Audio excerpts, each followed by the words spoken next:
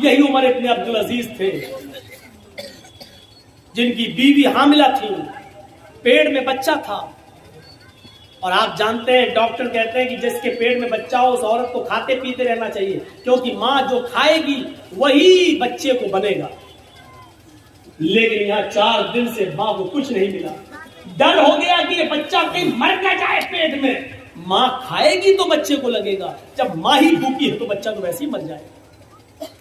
عمر ابن عبدالعزیز کی بیوی کہتی ہے اپنی خادمہ سے، خادمہ تمہارے مالک تو مجھے کچھ دیں گے نہیں، ایسا کرو بیت المال سے میں چلی جاؤ، اور سنو یہ واقعہ جوڑ دے گا، بیت المال میں چلی جاؤ، ایک پیالہ دودھ وہاں کے خزانچی سے کیشیئر سے لے آؤ، دیکھو اگر میں نے دودھ نہیں پیا کچھ کھایا نہیں تو پیٹ کا بچہ مر جائے گا جو امانت ہے۔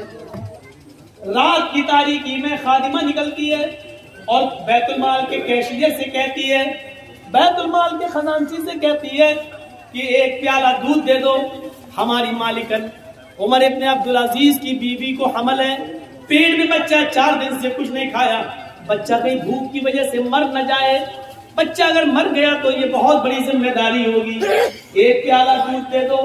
اس نے جلدی سے سنا عمر ابن عبدالعزیز کی بیوی ہے اور پیٹ میں بچہ ہے، 4 دن سے کچھ نہیں ملا، تو اس نے سوچا بچہ نہ مر جائے، جلدی سے ایک پیالہ دودھ دے دیا، جاؤ لے جاؤ۔ رات کا تقریباً یہی ٹائم ہوگا، 2:30 عمر ابن عبدالعزیز اٹھ چکے تھے، کنویں کے پاس بیٹھ کر وضو بنا رہے تھے، انہوں نے دروازہ کھلتے ہوئے دیکھا، تھوڑی دیر کے بعد دیکھتے کہ ایک عورت ہماری خادمہ چادر میں کچھ چھپائے ہوئے چلی آ رہی ہے۔ عمر ابن عبدالعزیز نے دیکھا کہ وہ میری بیوی کے کمرے میں چلی گئی، یہ پیچھے سے کمرے میں جاتے ہیں تو کہتے ہیں کہ تم کون؟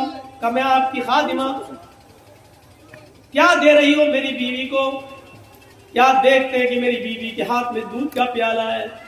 عمر ابن عبدالعزیز نے کہا تمہیں اس ذات کی قسم جس کے قبضے میں ہم تم دونوں کی جان ہے، جب تک مجھے حساب نہ دے دو کہ یہ دودھ کہاں سے آیا میں تمہیں پینے کی اجازت نہیں دیتا۔ عمر ابن عبدالعزیز کی بیوی نے دودھ کا پیالہ روک لیا، کہا امیر المومنین میری نیت پہ شک مت کریے، 4 دن سے صرف پانی پی رہی ہوں، کھانے پینے کو کچھ نہیں ہے، آپ کی امانت میرے پیٹ میں پل رہی ہے، اگر یہ بھوکی رہ گئی، اگر مجھے کچھ نہیں ملا تو اس کی بھی پرورش نہیں ہوگی اور یہ پیٹ میں مر جائے گا، اس لیے میں نے ایک پیالہ دودھ بیت المال سے منگوا لیا۔ فرمایا میری بیوی بیت المال کے ایک پیالہ دودھ کو لینے کے لیے ہمیں بیت المال کے سارے مسلمانوں کو جمع کرنا پڑے گا، جب وہ ہمیں خوشی خوشی اجازت دے دیں کہ ایک پیالہ دودھ تم اپنی بیوی کو دے سکتے ہو تب تمہارے لیے جائز ہوگا، بنا ان کی اجازت کے ہم تمہیں دودھ نہیں دے سکتے۔ امیر المومنین آپ نے اتنے دن خدمت کی ہے، کیا آپ کو اجازت نہیں دیں گے؟ دیکھیے مجھے ڈر ہے کہ یہ بچہ کہیں مر نہ جائے، اس لیے مجھے پینے کی اجازت دیجیے۔ اچھا چلیے ادھار ہی صحیح، جب آپ کو تنخواہ ملے گی تو ایک پیالہ دودھ وہاں واپس کر دیا جائے گا۔ عمر ابن عبدالعزیز کہتے نہیں، یہ بنا اجازت کے دودھ لیا گیا ہے، اس لیے اس کو بھی لینے کے لیے اجازت لینا پڑے گی، یہ دودھ یہاں لاؤ۔ سب چھیننے لگے تو بیوی دینا نہیں چاہ رہی تھی اور قسم دے کر کہتی ہے آپ کو اللہ کا واسطہ ایک پیالہ دودھ پی کر اس بچے کی جان بچا لینے دیجیے مجھے۔ عمر ابن عبدالعزیز نے دودھ کا پیالہ چھین کر دونوں ہاتھ اس کے چھوڑ دیے اور چھین ہی لیا اور اپنے ہاتھ میں لینے کے بعد کہا ہرگز نہیں۔ کہا امیر المومنین پھر آپ یقین کر لیجئے کہ یہ بچہ مر جائے گا، یقین کر لیجئے کہ یہ بچہ مر جائے گا۔ عمر ابن عبدالعزیز نے کہا اگر یہ پیالہ تمہیں دے دوں تو؟ کہا پھر اس بچے کے بچنے کی امید ہے۔ عمر ابن عبدالعزیز کہتے ہیں آنکھوں میں آنسو آ گئے، کہتے میری بیوی مسلمانوں کی امانت میں خیانت کر کے ایک پیالہ دودھ تمہیں دے کر پلا دیا جائے اور اس کو پی کر یہ بچہ زندہ ہے، یہ بچہ زندہ رہ سکتا ہے تو اپنے اس پیٹ کے بچے سے کہہ دو کہ مجھے تیری زندگی نہیں چاہیے، اپنے اس پیٹ کے بچے سے کہہ دو کہ مجھے تمہاری زندگی نہیں چاہیے۔ بیوی پیٹ میں بچہ مرتا ہے تو مر جائے، مجھے اس بچے کی موت گوارا ہے لیکن امانت میں خیانت گوارا نہیں ہے۔ ایک پیالہ دودھ کی بے ایمانی ہمیں قبول نہیں ہے. گئے اور بیت المال میں وہ دودھ جمع کر کے بیت المال کے کیشیئر کو نوکری سے ہٹا دیا کہ تم نے میری اجازت کے بغیر یہ دودھ کیسے دیا. ان واقعات کی روشنی میں ہم کیسے لگ رہے ہیں, اور ان واقعات کی روشنی میں ہم تو چھوڑو مودی اور یوگی کیسے لگ رہے ہیں. ان واقعات کی روشنی میں میرے بھائیوں ہم سب تصور کریں, ہم سب دیکھیں, ہم سب سیکھیں, ہم سب جانیں. اور لال بتھانی والوں, ہم بار بار تمہارا نام لال بتھانی کہہ رہے ہیں. نام انہی کا لیا جاتا ہے جن سے محبت ہو, نام ان کا لیا جاتا ہے جن کے بارے میں دل میں جگہ ہو. میں اس لیے کہہ رہا ہوں کیونکہ آپ کے بارے میں کچھ تو غلط فہمیاں میرے دل میں ڈالی گئی. 15 سال سے ہم سے برابر کہا جا رہا ادھر مت جانا, ادھر مت جانا, اور میری کھوپڑی میں نہیں بیٹھ رہا تھا کہ کون لال بتھانی. 15 سال سے ہمارے ذہن میں, ارے وہاں تو ایسا ہوتا ویسا ہوتا. اب میں مائک میں ہوں, میں بتاؤں گا نہیں, وہ سب ریکارڈ ہو جاتا ہے, اسی لیے میں منع کر رہا تھا. ایسا ہوتا ویسا ہوتا. کوئی اس دنیا کے اندر سن لو, کوئی اتنا نیک انسان نہیں ہے کہ جو اتنا بڑا نیک ہو کہ نیکیوں میں اس نے فرشتوں کو فیل کر دیا ہو. کوئی اتنا بڑا نیک بھی نہیں ہے کہ اس کی عبادتیں اتنی زیادہ ہوں کہ اس نے فرشتوں کو سے آگے نکل گیا ہو. اور اس دنیا میں کوئی اتنا گناہگار بھی نہیں کہ گناہوں میں اس نے ابلیس سے بھی وہ آگے بڑھ گیا. سن لو, ہم اور آپ بیچ میں ہیں. نہ تو اتنے نیک ہیں کہ ہم جبرائیل کو فیل کر دیں, نہ اتنے ہم نیک ہیں کہ فرشتوں کی عبادت سے بڑھ جائیں, نہ اتنے بڑے ہم گناہگار ہیں کہ ہم ابلیس کو پیچھے کر دیں. اسی لیے فرمایا اللہ کے رسول نے, کل بنی آدم خطاؤن وخیر الخطائین التوابون. ہر ابن آدم سے خطا و غلطی ہوتی ہے. بہتر غلطی کرنے والا اور بہتر گناہگار وہ ہے گناہ کر کے اپنی غلطی کی فوراً توبہ کر لے. جان بوجھ کر گناہ نہیں, دھوکے سے گناہ ہو جائے تو اپنی غلطی کی فوراً توبہ کر لے اور اپنے رب کو منا لے, اپنے رب کو راضی کر لے. لال بتھانی کے لوگوں سنا ہے میں نے, اللہ کرے کہ یہ چیز غلط ہو, اللہ کرے جس نے مجھے بتایا ہو یہ چیز غلط ثابت ہو جائے. سنا ہے کہ جہاں مافیا گیری چلتی ہے, جہاں ہم دوسروں کی زمینوں پر قبضہ کیے ہیں, زمین میری 4 بیگھہ ہے اور ہم 20 بیگھہ کے مالک بنے بیٹھے, جہاں یہ برائی ہمارے اندر ہے, وہاں شراب نوشی بھی بہت زیادہ بڑی ہوئی ہے ہمارے سماج میں, معاشرے میں. جس نے مجھے بتایا, اللہ کرے کہ یہ خبر غلط ہو, لیکن اگر صحیح ہے تو سمجھ لو کہ یہ بہت بڑا جرم عظیم ہے. ابھی سن لیا حضرت عمر فاروق نے اپنے بیٹے کو بھی کوڑے لگائے اور کیا کہا کہ مجھے عمر ابن عاص پر شک ہے, ایسا ہو سکتا ہے کہ انہوں نے رعایت برتی ہو. میرے بھائیوں, شراب اتنا بڑا جرم عظیم ہے. پہلے تو یہ حرام نہیں ہوئی, اور جب حرام ہوئی تو آپ کو معلوم ہونا چاہیے اس کو کسی مجبوری میں اور کسی بیماری میں بھی پینے کی اجازت نہیں دی اللہ کے نبی صلی اللہ علیہ وسلم نے. شاید آپ کو معلوم ہوگا عمر فاروق کا زمانہ تھا, امیر المومنین کا زمانہ تھا. اس میں ایک بہت بزرگ ایک صحابی تھے جنہوں نے بہت لمبی عمر پائی ہے. اس صحابی کا نام ہے قدامہ ابن مظعون. صحابی کا نام ہے قدامہ ابن مظعون. بہت بزرگ ہو گئے تھے, انہوں نے اللہ کے نبی کا زمانہ بھی پایا. پھر نبی اکرم کے انتقال کے بعد ابو بکر خلیفہ بنے, ان کے بھی زمانہ پایا.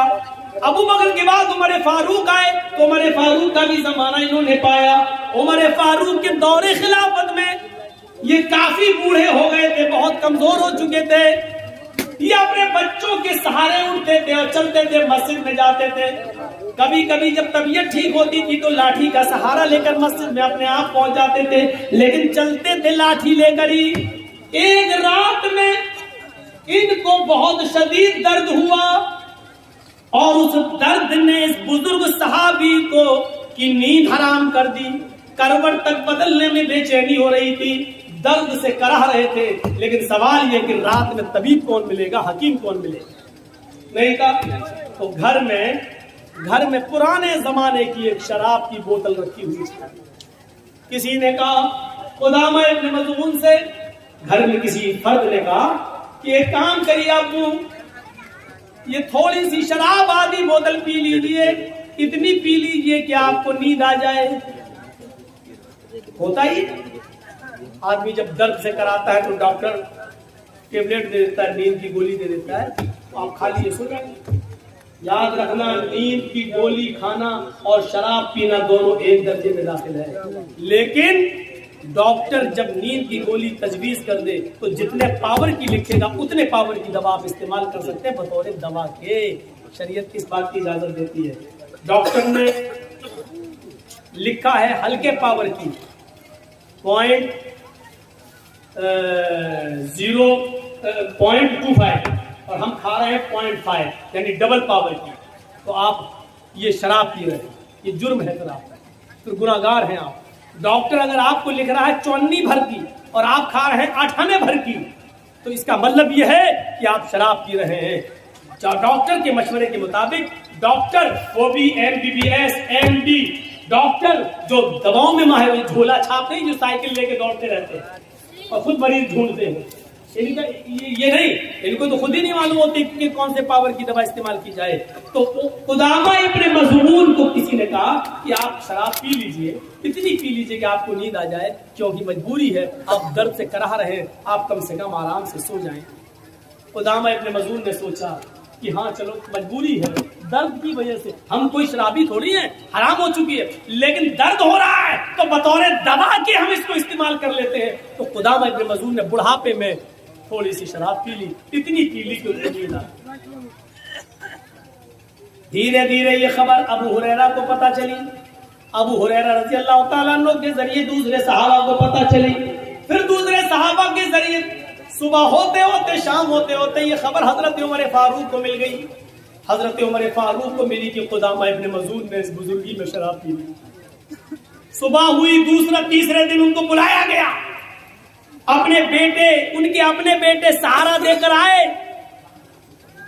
कुदामा इब्न मज़ून उमर फारूक के सामने खड़े हैं और देखिए तुम तो तंदुरुस्ती में शराब पीते हो, कुदामा इब्न मज़ून बूढ़े हैं और बीमारी में शराब पी ली थी। हजरत उमर फारूक ने कहा, कुदामा मैंने सुना है कि तुमने शराब पी है परसों। कुदामा इब्न मज़ून कहते हैं हाँ आपने सही सुना है, लेकिन आपने शायद ये नहीं सुना कि मैंने किस वजह से शराब पी। रात में कोई हकीम नहीं मिला और दर्द ने मुझे बेचैन कर दिया था, तो मैंने सोने के लिए, नींद आ जाए और दर्द से मुझे छुटकारा मिल जाए, इसलिए मैंने इतनी शराब पी ली थी। हजरत उमर फारूक ने एक मीटिंग बुलाई और कहा तुम लोग बहुत से सहाबा अल्लाह के नबी के जमाने में भी मौजूद थे, आज मुझे ये बताओ क्या अल्लाह के रसूल ने कभी किसी सहाबी को मजबूरी में भी, किसी बीमारी में भी शराब पीने की इजाजत दी है? अगर एक वाकया मुझे मिल जाए कि बीमारी में किसी को शराब पिलाई हो तो मैं कुदामा इब्न मज़ून को छोड़ दूंगा, लेकिन किसी भी सहाबी ने जवाब नहीं दिया। सबने कहा कि मजबूरी में भी और बीमारी में भी अल्लाह के नबी ने किसी को शराब पीने की इजाजत नहीं दी। कहा कुदामा तुम्हें सजा मिलेगी और 40 कोड़े तुम्हें पड़ेंगे। कुदामा इब्न मज़ून तैयार हो गए, ठीक है फिर मारिए। बुढ़ापे में जो आदमी खुद खड़ा होने के लायक न हो, उनके बेटे उनको खड़ा कर देते हैं। अबू हुरैरा और दूसरे सहाबा कहते हैं अमीरुल मोमिनीन, एक बुजुर्ग आदमी को, एक बूढ़े आदमी को जो अपने पैरों के बल खुद खड़ा होने के लायक नहीं है, ऐसे आदमी को आप सजा कैसे दे सकते हैं? उनको मालूम नहीं था मजबूरी में की है। हजरत उमर कहते हैं अबू हुरैरा अपनी बात अपनी पॉकेट में रखो, या मुझे मजबूरी में शराब पीने की कोई दलील दे दो कि अल्लाह के रसूल ने कभी किसी को बीमारी में शराब पीने की इजाजत दी हो, और जब तक ये दलील नहीं दोगे मैं किसी की बात नहीं मानूंगा। तो फिर मीटिंग होती है और उस मीटिंग में ये होता है, आए अमीरुल मोमिनीन, सारे सहाबा कहते हैं अमीरुल मोमिनीन एक बात है, सजा मिलनी चाहिए इनको, चलो मैं भी कहता हूँ मारो, लेकिन अभी ये बीमार हैं, अभी चलने के लायक नहीं है, बिस्तर पर बैठकर नमाज पढ़ रहे हैं, दवा इनकी चल रही है, हफ्ता 10 दिन की इनको मोहलत दे दो, थोड़ी सी ताकत इनके अंदर आ जाए, जब ये अपने से लाठी लेकर चलने लगे तब इनको 40 कोड़े मार देना। अभी बेचारे चलने के लायक नहीं है, कल तो इनको दर्द ही हो रहा था और आज ये बेचारे अपने बच्चों के सहारे पर खड़े होकर यहाँ तक आए हैं। हजरत उमर फारूक ने कहा सॉरी, मैं तुम्हारी इस पेशकश को भी नहीं मान सकता। मान लो मैंने इनको 10 दिन की मोहलत दे दी, 15 दिन की मोहलत दे दी, ایک مجرم میرے سامنے کھڑا ہے اور میں نے ان کو 20 دن کی 10 دن کی مہلت دے دی، لیکن اس مہلت سے پہلے میں ہی انتقال کر جاؤں تو کل قیامت کے دن میں اپنے رب کو کیا جواب دوں گا؟ جب میرا رب کل مجھ سے پوچھے گا مجرم مل گیا تھا پھر تم نے سزا کیوں نہیں دی، اس کی سزا کو ملتوی کیوں کر دیا؟ یہ سزا آج ہی ملے گی۔ اور پھر حضرت عمر فاروق نے 2 لوگوں کے سہاروں پر حضرت قدامہ ابن مظعون کو کھڑا کر دیا اور اسی بیماری کے اندر ان کو 40 کوڑے مارے گئے۔ 40 کوڑے پڑنے کے بعد قدامہ ابن مظعون کی ہڈیاں اتنی کمزور ہو گئی کہ پھر وہ 1 سال 1.5 سال 2 سال جتنے دن زندہ رہے پھر وہ لیٹرین بستری پہ کیا کرتے تھے، پھر وہ کھانا بستر پہ کھایا کرتے تھے، پھر وہ پوری زندگی بستر سے اٹھ نہیں سکے اور مسجد میں نماز پڑھنے نہیں جا سکے۔ ان کی پھر پوری زندگی کی نماز مسجد کے اندر ہی گھر کے اندر بستر پہ ہوئی اور ان کے گھر والوں نے ان کو اسی بستر پر لیٹرین کرائی ہے، پھر اسی بستر پر ان کا انتقال ہوتا ہے۔ یہ سب کچھ برداشت کر لیا لیکن حضرت عمر فاروق نے ان کی سزا ملتوی نہیں کی۔ آپ اندازہ لگا سکتے ہیں ایک بوڑھے آدمی کو بھی سزا دی گئی، 40 کوڑے مارے گئے جبکہ اس نے بیماری میں اور مجبوری میں اور درد کی وجہ سے شراب پی، لیکن قدامہ کو بھی سزا دی جاتی ہے۔ میرے بھائیوں پھر ہم تو نوجوانی کے عالم میں شراب پی رہے ہیں، ہم کہاں ہیں؟ ہماری حیثیت ہے۔ 3:05 ہو چکے ہیں میرے بھائیوں۔ کل کا میرا پروگرام حیدرآباد اور حیدرآباد سے بائی روڈ پھر جانا ہے مجھے 200 کلومیٹر کرنول ڈسٹرکٹ کرنول میں، وہاں میرا پروگرام ہے۔ باغدورہ بھی مجھے جانا ہے، میری 10 بجے کی فلائٹ ہے۔ میرے بھائیوں اس صورت میں آپ کے پاس پہنچا ہوں، اللہ سے دعا کیجیے کہ بارے اللہ ہمیں جب تک زندہ رکھ، تقوی کے ساتھ اسلام پر زندہ رکھ، اور جب ہمارا خاتمہ ہو تو ایمان پر ہمارا خاتمہ فرما۔